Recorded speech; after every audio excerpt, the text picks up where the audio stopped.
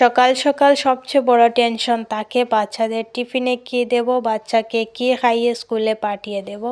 এই হচ্ছে সবচেয়ে বড় টেনশন। এরপরে তো সংসারের দায়িত্ব, কী নাস্তা বানাবো, কী রান্না বান্না করব, এটাও কিন্তু মূল ও সকালের হচ্ছে বাচ্চার টিফিনে কী দেব। এক এক দিন এক এক ধরনের বায়না ধরে বাচ্চারা, আজকে এইটা দিলে ওটা খেতে চায় না, কালকে ওইটা চায়, পরশু ওটা চায়। খাওয়া থেকে ওদের আবদার বেশ থাকে। সো হ্যালো এভরিওয়ান, আসসালামু আলাইকুম। আল্লাহর রহমতে নিশ্চয়ই ভালো আছেন, আমরাও আলহামদুলিল্লাহ অনেক ভালো। সকালে ঘুম থেকে উঠেই আমার বাচ্চা বলছে আজকে ওকে নুডলস বানিয়ে দেব। আমি কিন্তু নুডলস দিতে একদমই চাই না, কারণ হচ্ছে নুডলস খেলে ও এসে ভাত খেতে একদমই চায় না, তাই অল্প আমি ফ্রুটস দেওয়ার চেষ্টা করি। ও কিন্তু সব রকমের ফ্রুটস খেতে চায় না, এরপরও আমি দেই আর ওর ম্যামকে বলে দিই সবসময় ওর টিফিনটা চেক নেওয়ার জন্য। ওকে যদি একটু গরম দেওয়া হয় তাহলে খায়, আর না হয় খেতে চায় না। তো সকালে উঠেই ওর টিফিনের মধ্যে কিছু ফ্রুটস দিয়ে ওকে খাইয়ে স্কুলে পাঠিয়ে দিলাম। ওর গাড়িটা আসার আগ পর্যন্ত আমি ওয়েট করেছিলাম রাস্তার পাশে। এরপর ও আসার পর চলে গেল। এরপর বাসায় এসে আমি ওকে আমি চাটা খেলাম আর আমার শ্বশুরকে আমি আগেই দিয়ে দিই। এরপর আস্তে আস্তে বাজার এনেছিলেন, সেগুলোকে জায়গা মতো গুছিয়ে এখানে অনেক রকমের ফ্রুটস আনা হয়েছে। বেশ পরিমাণে আনা হয়েছিল যে অরেঞ্জ, আমার মেয়েটা মাশাআল্লাহ অরেঞ্জ খেতে একটু ইদানিং বেশ পছন্দ করে, তাই ওর আব্বু সবসময় কিছু বেশ করে অরেঞ্জ আনার চেষ্টা করেন। এরপর আবার এখানে কিছু ডালিম আনা হয়েছে, একদম ফ্রেশ, একটু ছোটো সাইজের হলেও এটা অনেক ফ্রেশ ছিল।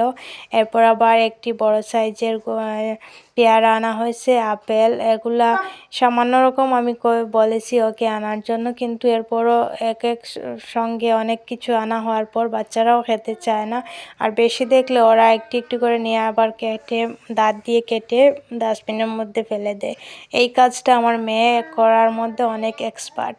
তো এরপরে আবার অনেক রকমের সবজি আনা হয়েছিল এখানে, ফ্রেশ ফ্রেশ একদম, ওলকপি, টমেটো, কাঁচামরিচ, তারপরে ফরাস ডাল, এগুলো আনা হয়েছে। তো আমি এগুলাকে জায়গা মতো রেখে এরপর দুপুরে রান্না করব।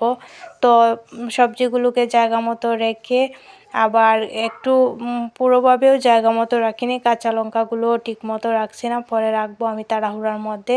তো এখানে আমার মেয়েটা আবার বিছানার মধ্যে একটু হাগিস লিক হয়ে হিসু বেরিয়ে গেছে, তো ওগুলা ক্লিন করে, রুমটা ভালোভাবে ক্লিন করে, বেডশিটটা একদম চেঞ্জ করে এরপর অফ ক্যামেরাতে আমি সবজিগুলা কেটে, আর বাসায় মাংস ছিল তো মাংস দিয়ে ওলকপি দিয়ে রান্না করেছি। আর সব সময় আমি চাই তাড়াহুড়া করে রান্না করে, আর বাচ্চা স্কুল থেকে আসার আগেই স্নান টান করে ফ্রেশ হয়ে যেতে, না হয় ও আসার পর অনেক প্রবলেম হয়।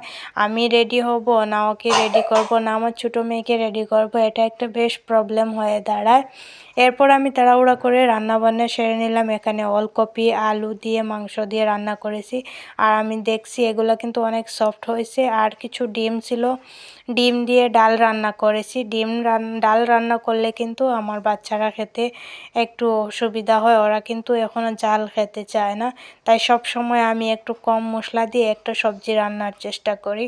আর এখানে কিন্তু রাত্রের একটা তরকারি রয়েছিল, এখানে মাংস তরকারি রয়েছিল রাত্রের, তো এটাও গরম করে রাখলাম আর ভাবলাম হয়ে যাবে আমাদের।